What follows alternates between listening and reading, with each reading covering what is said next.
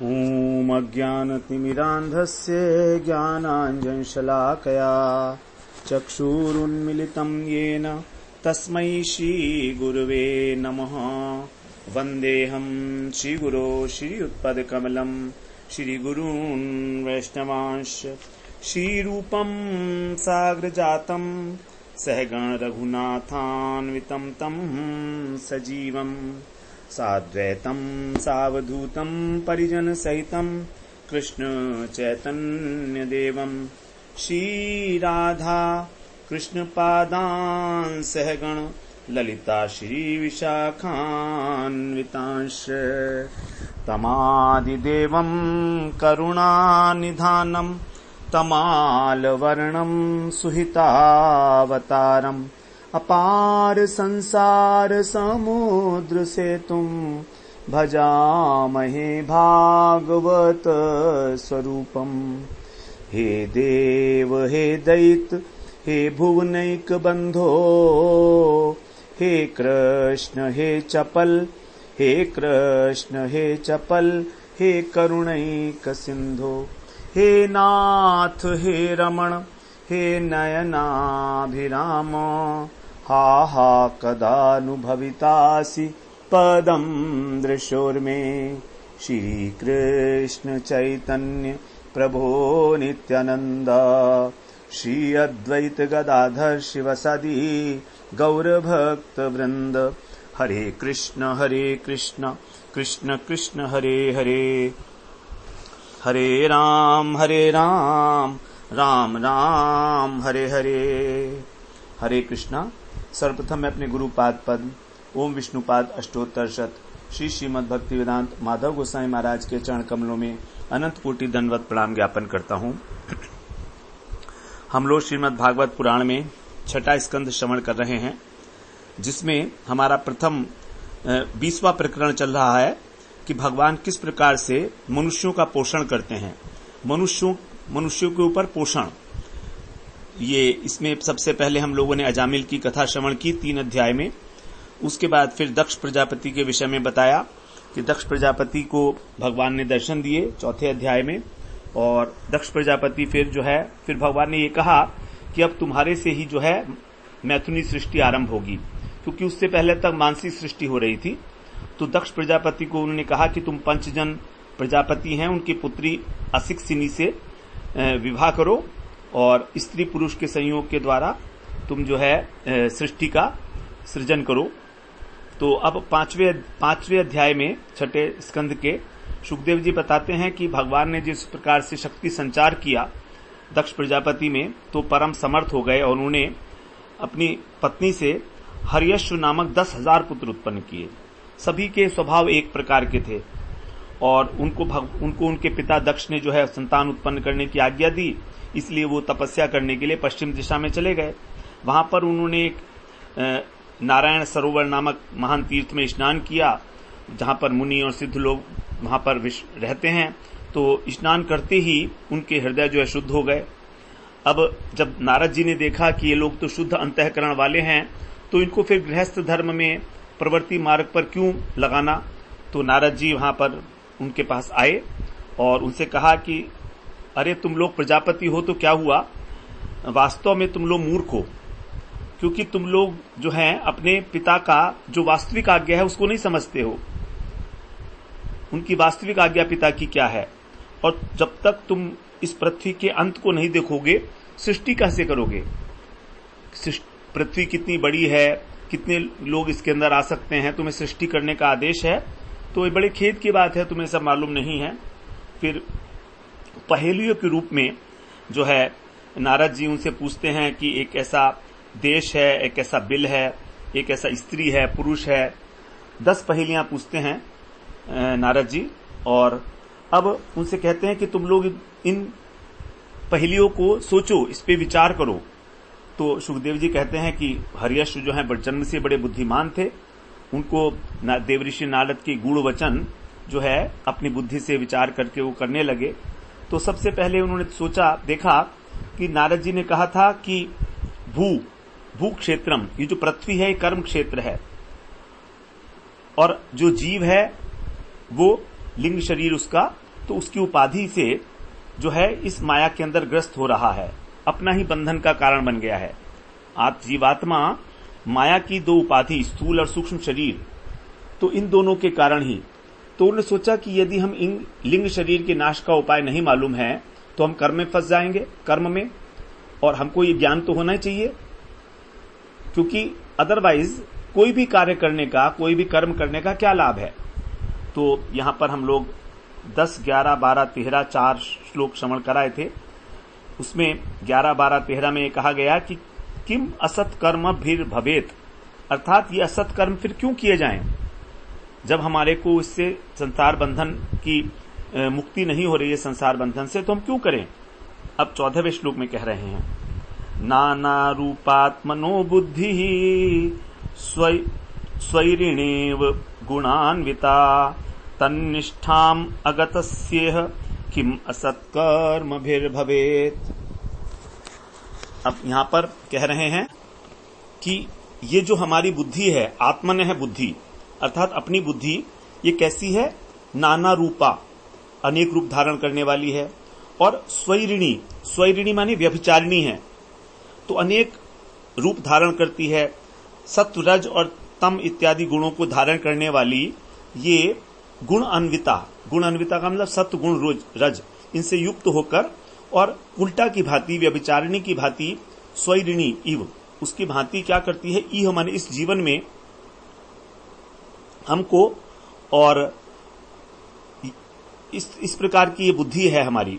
तो यदि हम इस जीवन में ही इसके स्वरूप को नहीं जाने, जीवन का क्या स्वरूप है, जीवन में यदि हम इस बुद्धि रूपी जो स्त्री है इसका हम अंत नहीं कर पाए, अर्थात इसको हम भगवान के समर्पित नहीं कर पाए, अर्थात हमने यदि आत्म अनात्म विवेक प्राप्त नहीं किया, तो असत कर्म भी, असत कर्मों से क्या फायदा होना है।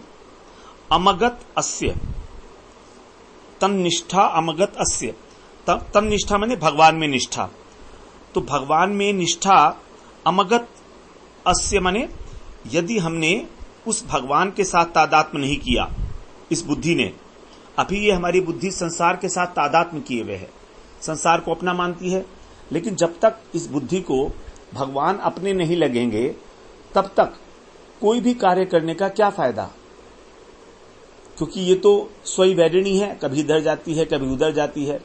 तो इसलिए जब तक इसका अंत नहीं प्राप्त होगा, अर्थात इसकी क्या लिमिटेशंस हैं, इसको कैसे ट्रांसेंड किया जाए, इसका अतिक्रमण कैसे किया जाए, तब तक हम अशांत रहेंगे। तो इसीलिए इसकी गति को समझना आवश्यक है। अब आगे 15वें श्लोक में कह रहे हैं, नहीं 14वें श्लोक में अभी हम लोग चर्चा कर रहे हैं। तो हर्यश्व जो हैं वो समझ गए कि बुद्धि को यहां पर स्त्री कहा गया है, और ये जैसे एक स्त्री किसी के ध्यान को आकृष्ट करने के लिए अपने वस्त्र बदलती रहती है, उसी प्रकार से ये जो बुद्धि है हमारी अनेक प्रकार के रूप धारण करती है, अनेक प्रकार के रूप धारण करती है हमारी बुद्धि। इसीलिए इसको कहा गया कि ये व्यभिचारिणी है। बुद्धि इस प्रकार की होनी चाहिए कि हमारी निष्ठा हो जाए भगवान में। बुद्धि जो है उसी के कारण हमारी निष्ठा संपन्न होती है भगवान के अंदर, जब हमारी बुद्धि एक निष्ठ होती है। एक निष्ठ का मतलब है अनन्य, भगवान के अंदर ही। अन्यथा तो भगवान ने गीता में कहा ही है कि हमारी बुद्धि कितने प्रकार की है। बहुरूपा ही अनंताश्च, बहुरूपा ही अनंताश्च।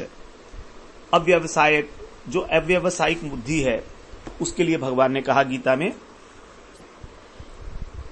व्यवसायात्मिका बुद्धि एकेह कुरु नंदन बहुशाखाय अनंताश बुद्धयो अव्यवसायी नाम। जो व्यवसायात्मिका बुद्धि है अर्थात एक निष्ठ बुद्धि है वो एक ही है, केवल भगवान में ही लग सकती है। लेकिन जो अव्यवस्थित है, जो व्यभिचारिणी है, वो क्या करती है, उसके अनेक अनेक शाखाएं हैं। बहुशाखाई अनंताश्च, तो निश्चयात्मक बुद्धि केवल भगवान में ही लगती है। लेकिन जो विवेकहीन सकाम पुरुष है उसकी बुद्धियां अनेक भेदों वाली हैं और अनंत हैं, तो कभी इधर जाती है कभी उधर जाती है। ऐसा हम देखते भी हैं, हमारी बुद्धि कभी कहती है ये काम कर लो, कभी ये कर लो, कभी इसमें सुख मिलेगा, कभी उसमें सुख मिलेगा, तो उस काम को करने के भी अलग अलग तरीकों के तरीके सुझाती है बुद्धि हमारी। इसलिए कह रहे हैं कि इस बुद्धि को हमें वश में करना चाहिए, एकनिष्ठ करना चाहिए। आगे अब 15वें श्लोक में कह रहे हैं, तत्संग भ्रंशी तैश्वर्यम संसरतम कुभार्यवत् तद्गतिरभुतस्येह किम असत्कर्मभिर्भवेत्। तत्संग अर्थात इसका संग, बुद्धि का, यहां पर कह रहे हैं उस बुद्धि में आसक्ति करके, और भ्रशितम ऐश्वर्यम, जो ऐश्वर्य भ्रष्ट हो जाता है जीव का, आत्मा का संग से, तो क्या होता है उसमें कि इसके संग से पुरुष का जो ऐश्वर्य है वो नष्ट हो गया है, आत्मा का जो ऐश्वर्य है, क्योंकि आत्मा तो सच्चित आनंद है, लेकिन ये बुद्धि संसार में लगी हुई है, इसलिए अपने स्वरूप को भूल गई है।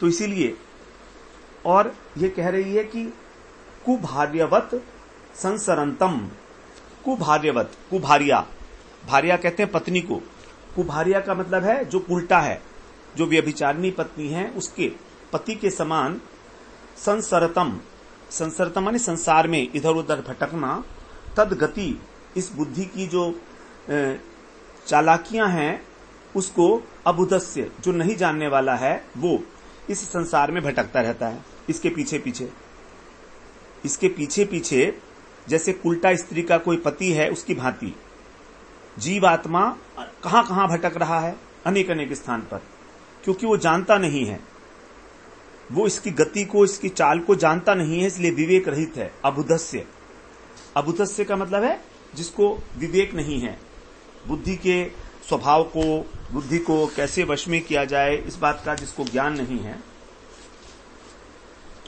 तो इस प्रकार से, क्योंकि बुद्धि हमारी दूषित हो चुकी है और ये संसार की ओर ही प्रवृत्त होने के लिए हमेशा व्याकुल रहती है, तो इस स्थिति में वो कह रहे हैं कि हम सकाम कर्म क्यों करें।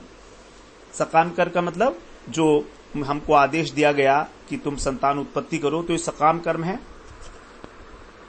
तो जो लोग वास्तव में गंभीर हैं, जो वास्तव में भजन करना चाहते हैं, उनके लिए ये सबसे इंपॉर्टेंट बात है कि वो अपनी बुद्धि को एकनिष्ठ करें। बुद्धयो अव्यवसायी नाम, ये अव्यवसायी बुद्धि है, अनिश्चयात्मक बुद्धि है, ये अभीष्ट नहीं है भक्तों के लिए किसी भी प्रकार से। तो यहां पर कह रहे हैं कि हम लोग इस बुद्धि के द्वारा ही प्रकृति के 3 गुणों का भोग करते हैं, सत्व, रज और तम का, क्योंकि हमारी बुद्धि की एक विशेषता है कि वो लिपायमान हो जाती है, चिपकती है, बुद्धि को चिपकने की आदत है। तो इसलिए किसी भी चीज से जब वो चिपक जाती है तो वो आसक्त करके हमको संसार में भ्रमण कराती है। अब 16वें श्लोक में कह रहे हैं, सृष्ट्यप्यकरिं मायां वेलाकुलांत वेगितां मत्तस्य ताम अविज्ञस्य किम असत्कर्मभिर्भवेत्। नारद जी ने कहा था कि एक नदी है जो दोनों दिशाओं में बहती है, तो अब उसके विषय में कह रहे हैं कि सृष्टि अप्यय करिम मायाम, ये जो माया है जो सृष्टि करती है और प्रलय करती है, यही जो है इसके दोनों तरफ का बहना है। क्योंकि प्रकृति 2 प्रकार का कार्य करती है, माया सृजन भी करती है और संहार भी करती है। तो इस प्रकार से ये जो प्रकृति रूपी नदी है, माया रूपी नदी, ये दोनों दिशाओं में बह रही है, और जीव जो है वो अनजाने में ही इस नदी में डूब जाता है, और ये बड़ी वेगिताम, बड़ी वेग वाली है। और बेला कूलांत वेगिताम अर्थात किनारों के ऊपर और किनारों के अंत में, अर्थात जहां किनारे होते हैं नदी के, वहां पर यह बड़ी वेग से बहती है, वेग वाली है। ताम अविज्ञ से, इसके स्वरूप को न जानकर जो मत्तस्य, जो प्रमादग्रस्त है, वो व्यक्ति जो है बार बार असमर्थ हो जाता है इस नदी से निकलने में। तो यदि इस नदी से नहीं निकला जाएगा तो फिर हम लोग सकाम कर्म क्यों करें? तो नदी इस प्रकार की है कि इसके माया रूपी नदी में सभी लोग बह रहे हैं, इसकी लहरों में डूबते इतराते रहते हैं। और इस माया रूपी नदी के दो तट हैं, एक तट का नाम है ज्ञान और दूसरे तट का नाम है तपस्या।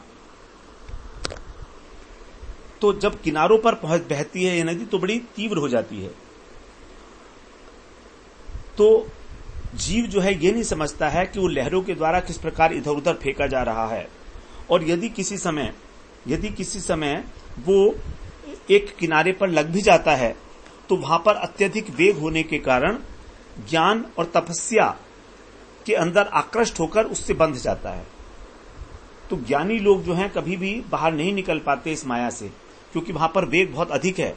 इसका मतलब यह है कि जब वो अहम ब्रह्मस्मि की साधना करते हैं तो उनके भजन करने का, उनकी भक्ति करने की कोई संभावना नहीं रहती। वो माया के अंदर और अधिक जो है इन्वॉल्व हो जाते हैं, क्योंकि माया का मतलब है कि अपने सुख की इच्छा, मैं और मेरा के माध्यम से अपने सुख की इच्छा। और मोक्ष प्राप्त करना सबसे बड़ा सुख है जो ज्ञान मार्ग दे सकता है। तो ये सुख भी हमारी स्वरूप में नहीं है, ये सुख भी हमारे स्वरूप से बाहर की वस्तु है, क्योंकि हमारे स्वरूप का सुख तो हमको तभी मिलेगा जब हम भगवान का भजन करेंगे। स्वरूपानंद जो है वो अलग चीज है और सेवानंद अलग चीज है। तो ज्ञानी लोग अपने स्वरूप में स्थित होकर, आत्म स्वरूप में स्थित होकर केवल आत्मानंद का अनुभव करते हैं, ब्रह्मानंद का अनुभव करते हैं, जो कि केवल सात्विक है। तो अभी भी ये माया के अंडर में है। आनंद का अनुभव तो हो रहा है ब्रह्मानंद का, अहम ब्रह्मस्मि के माध्यम से, लेकिन वो वास्तविकता नहीं है और वो उसको ही सब कुछ समझ लेते हैं। इसीलिए कहा गया कि जो ज्ञान मार्ग में अटक जाते हैं वो अटके ही रह जाते हैं। कोई बिल्ला ऐसा होता है जिसको बहुत शुद्ध साधु संग मिल जाए और वो वहां से निकल के फिर भजन मार्ग में आ जाए, वरना वहीं पर ही अटके जाते हैं। उसी प्रकार से तपस्या का मतलब अष्टांग योग। अष्टांग योग में बड़े बड़े प्राणायाम, ध्यान, धारणा इत्यादि की जाती हैं। तो ये जो दो किनारे हैं इस माया रूपी नदी के, वो हैं ज्ञान और तपस्या। इसके अंदर व्यक्ति बहुत तेजी के साथ अटक जाता है। इसीलिए कहा कि ये बड़ी वेगवती है जो नदी है किनारों के ऊपर। अब आगे कह रहे हैं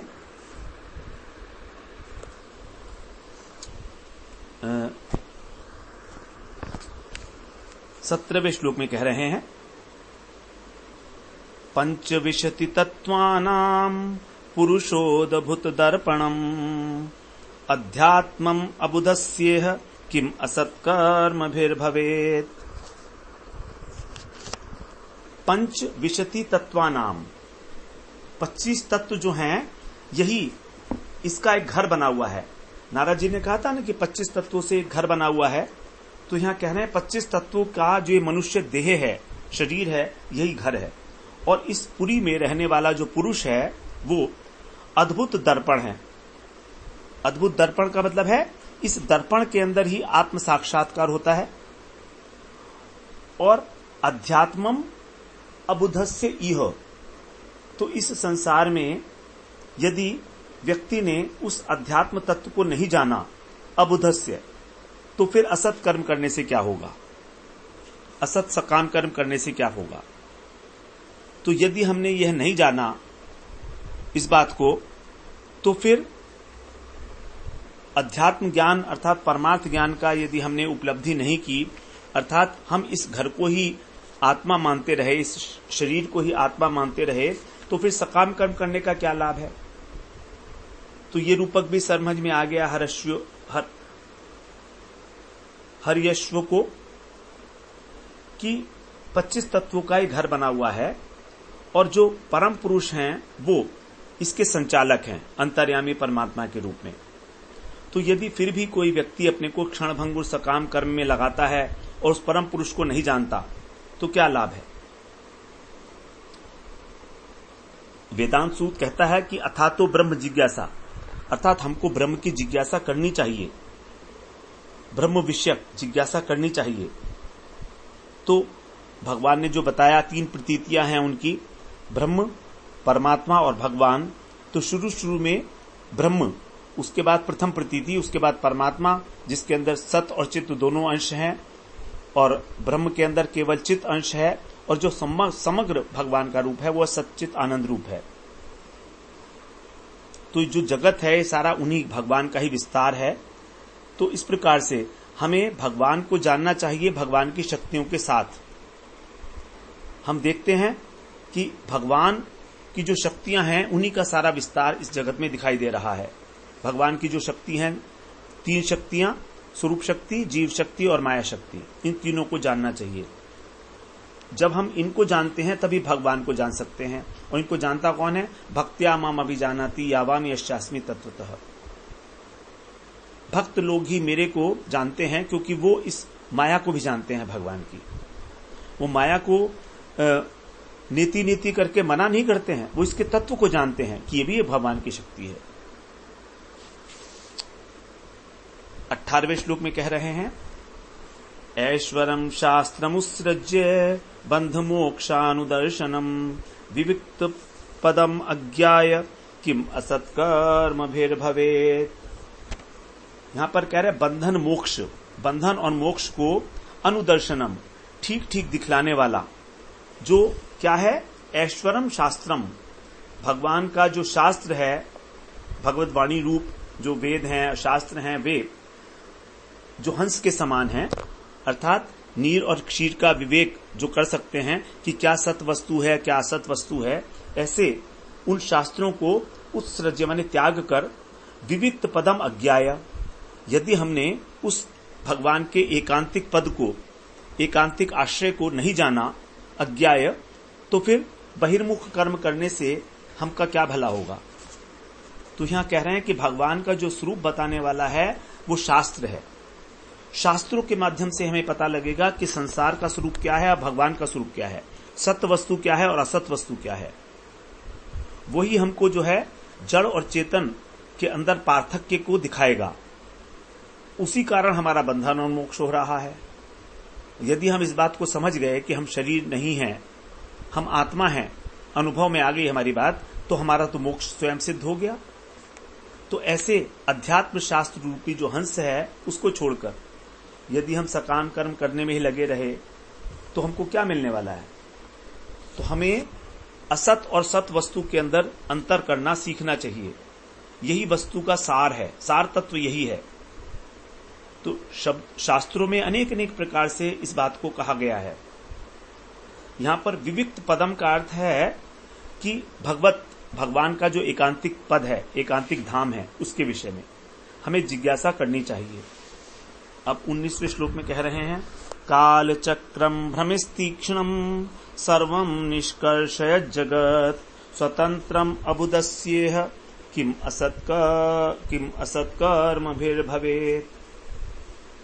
यहां पर कह रहे काल चक्रम, जो काल चक्र है, काल रूपी चक्र, वो तीक्ष्णम भ्रमी, बड़ी तीक्ष्ण धार वाला है और घूमता है, बहुत तेजी के साथ घूम रहा है। ये काल चक्र निरंतर घूमता रहता है और स्वतंत्र भी है, इसके ऊपर किसी का कोई अंकुश नहीं।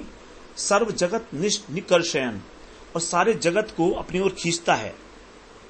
तो यह अबुधस्य, यदि हम इस काल चक्र को नहीं जाने कि ये काल चक्र क्या है, ये किसकी चेष्टा है, किससे संबंधित है, तो फिर इस लौकिक जगत में असत कर्म करने का क्या लाभ है?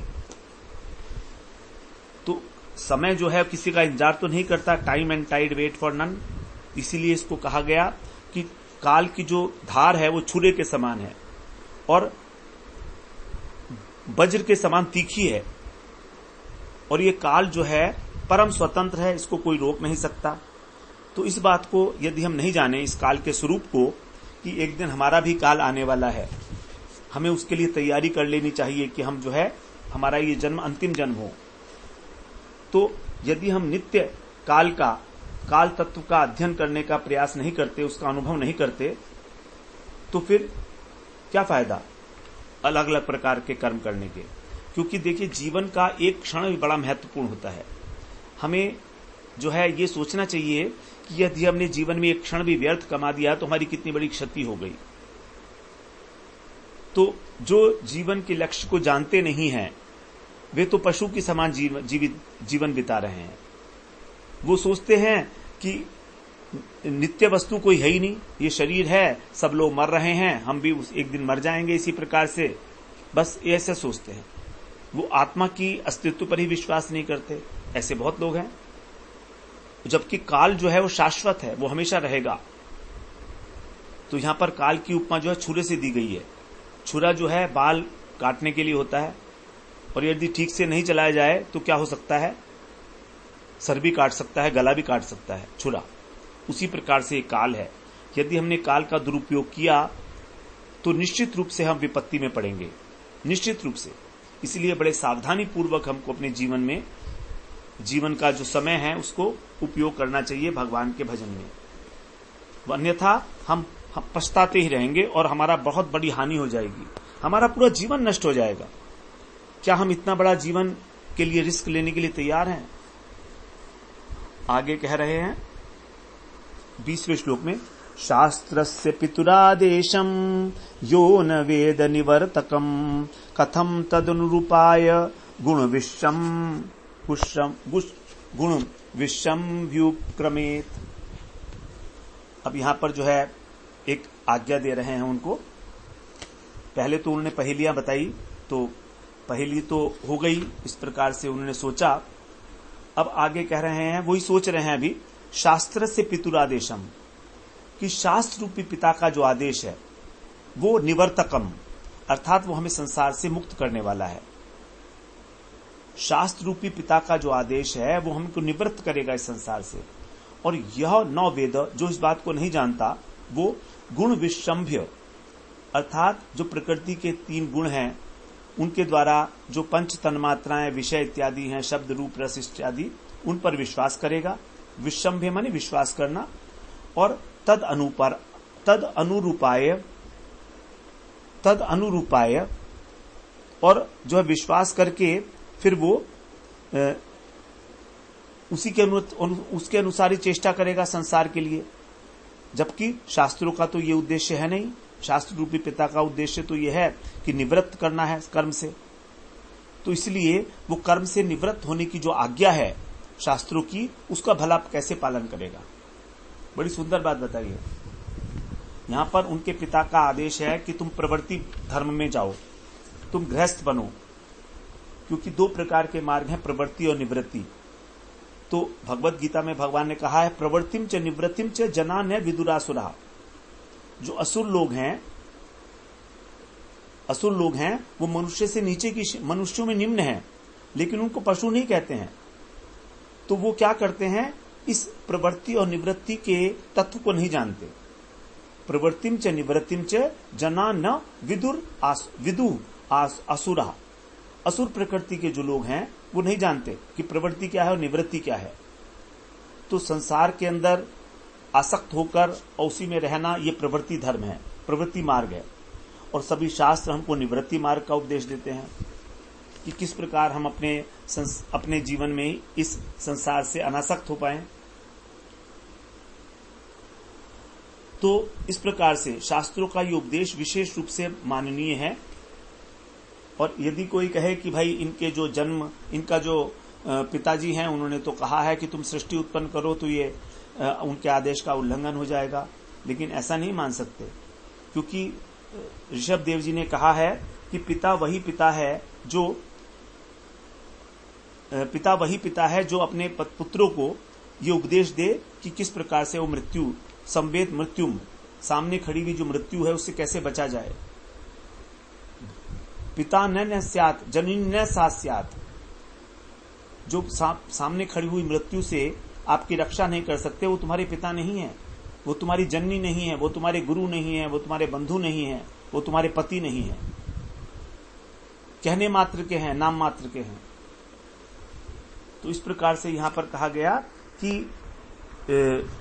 हमारे वास्तविक जो पिता हैं वो हैं शास्त्र। सभी शास्त्र के अनुसार ही यदि हम चलेंगे तभी हमारा काम होगा। तो वैसे तो कहा जाए तो सारे के सारे प्राणी इस जगत में जितने भी हैं वो सब माता पिता से जन्म पाते हैं, माता पिता से जन्म पाते हैं। अनेक अनेक योनियों में हमारे अनेक अनेक माता पिता हुए हैं अभी तक, क्या हम किसी को जानते हैं? तो यदि हम अपने भौतिक माता पिता और उनके आदर्शों से संतुष्ट हो जाएं, तो फिर हम किस प्रकार से इस संसार बंधन को तोड़ेंगे, ये तो सोचना चाहिए हमको। तो माता पिता का जो महत्व तभी तक है जब तक वो अपने पुत्र को मृत्यु रूपी चंगुल से न बचा ले, अर्थात मृत्यु के भय से उनको मुक्त ना कर दें। न मोचयेत यह समुपेत मृत्यु, समुपेत मृत्यु मतलब आसन्न मृत्यु, आने वाली ही मृत्यु जो है। तो माता पिता तो हमको प्रत्येक योनि में मिलेंगे, तो उन माता पिता को तो केवल नाम मात्र के माता पिता हैं। कहा गया है, शास्त्रों में कहा गया है कि जन्मना जायते शूद्र संस्काराद्धि भवेद द्विजः, अर्थात जन्म से सभी लोग शूद्र हैं, जब उसका संस्कार किया जाता है, यज्ञोपवीत दिया जाता है, तब उसको द्विज माना जाता है। तो इस प्रकार से जब हम गुरु के शरणापन्न होते हैं तभी हम ब्राह्मण बनते हैं, जब हमारा संस्कार होता है यज्ञोपवीत संस्कार। और उसके बाद फिर मनुष्य जो है दीक्षा के बाद शास्त्र का अध्ययन करता है, और शास्त्रों की यही मात्र एक ही उपदेश है कि किस प्रकार हम जन्म मृत्यु के चक्कर से बाहर चले जाएं। तो इस प्रकार नारद जी जो हैं कह रहे हैं, उनको इनडायरेक्टली कह रहे हैं कि तुम प्रजा उत्पन्न करने के बदले सबसे इंपॉर्टेंट चीज यही है कि तुम संसार का त्याग करो और भगवत प्राप्ति करो, क्योंकि यह शास्त्र विधिम उत्सृज्य वर्तते कामकारतः न स सिद्धिम अवाप्नोति न सुखम न पराम गतिम। जो शास्त्रों की विधि का अवहेलना करता है और मनमाने ढंग से काम करता है, उसको न तो इस लोक में सिद्धि मिलती है और न परलोक में, और न ही परम गति। कहीं पर न सुख मिलता है न कुछ मिलता है उसको, न सुख मिलता है न सिद्धि मिलती है। अब 21वें श्लोक में कह रहे हैं, इति व्यवसिता राजन हर्यश्वा एक चेतसः प्रययुस्तम परिक्रम्य पंथानम निवर्तनम।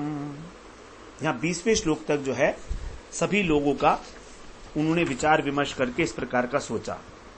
जो हर्यश्व हैं उन्होंने ये समझ लिया कि ये प्रवृत्ति धर्म में जो हमको हमारे पिता ने आज्ञा दी है ये हमारे लिए नहीं है, हमको इसका त्याग करना चाहिए।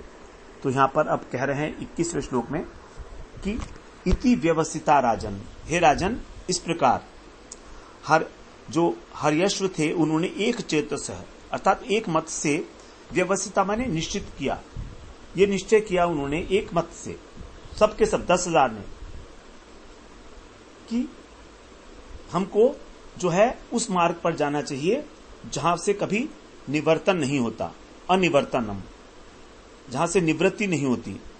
यद धाम परमम मम यद गत्वा न निवर्तन्ते तद धाम परमम मम।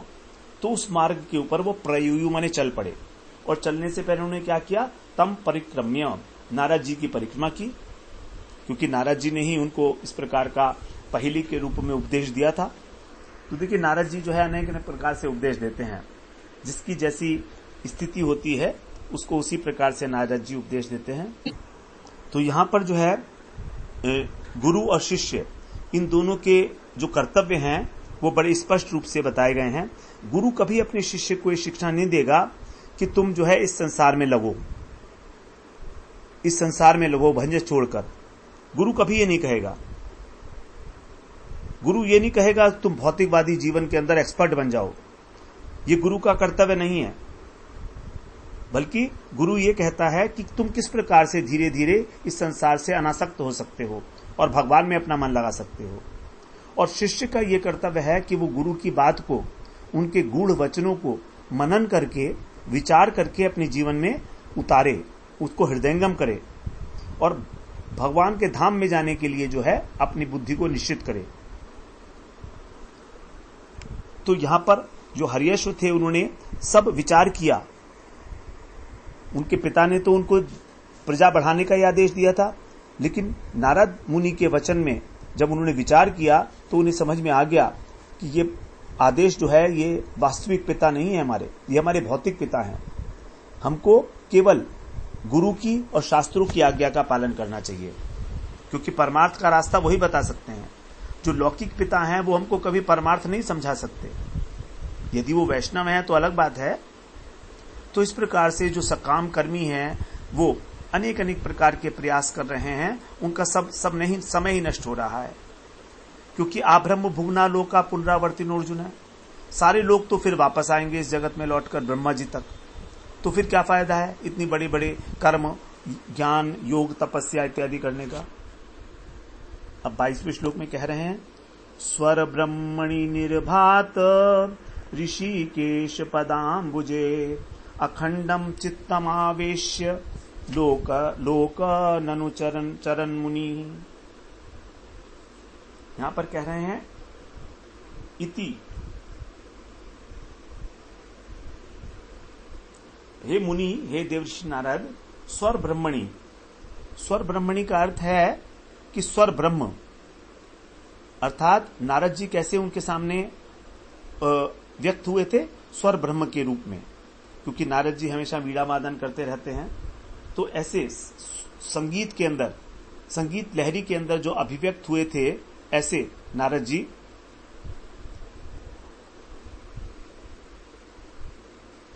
ने उनको क्या किया, निर्भात ऋषिकेश पदाम्बुजे, भगवान के जो चरण कमल हैं वो उनके अंदर अब वो अपने चित्त को लगा के, आवेश्य माने प्रविष्ट करके, तन्मय होकर लोकान अनुचरण, लोकों में विचरण करने लगे। तो नारद ऋषि जो हैं स्वर ब्रह्म के अंदर अभिव्यक्त हुए, जो भगवान हैं, अर्थात जो हमेशा भगवान का नाम गायन करते हैं, वो लोक लोकांतर में विचरण करने लगे। देवर्षि नारद के विषय में कहा जा रहा है। देवर्षि नारद वहां से चले गए, उनको ये वो देकर, उपदेश देकर। तो क्योंकि महामुनि नारद जो हैं वो भगवान की लीलाओं का निरंतर वर्णन करते रहते हैं संगीत में, हरे कृष्ण कृष्ण कृष्ण हरे हरे, हरे राम राम राम हरे हरे।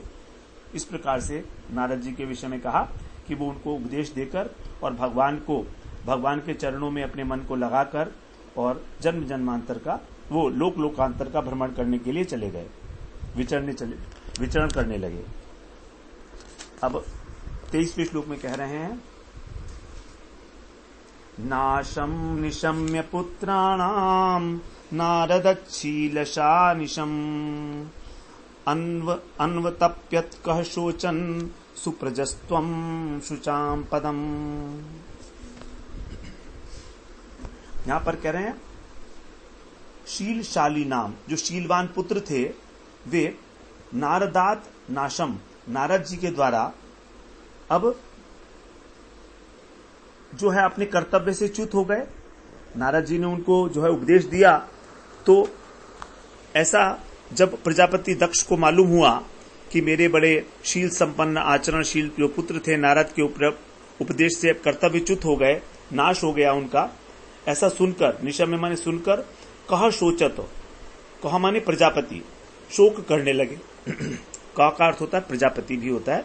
तो दक्ष जो है शोक करने लगे और अतप्यत, बार बार संतप्त होने लगे, उनको बड़ा दुख हुआ उनको। और सुप्रजस्त्वम, क्या दुख हुआ कि उत्तम संतान होना भी जो क्या है, शुचाम पदम, शोक का कारण है। वो पश्चाताप कर रहे हैं, कह रहे हैं कि मेरी देखो कितनी अच्छी संतान थी, लेकिन यही जो है मेरे को कष्ट दे रही है, मेरी आज्ञा का पालन नहीं कर रही है, नारद जी के चढ़ाई में आ गई। इस प्रकार का सोच रहे हैं वो। निश्चित रूप से वो सोच रहे हैं कि ये मेरे पुत्र मेरे हाथ से निकल गए हैं।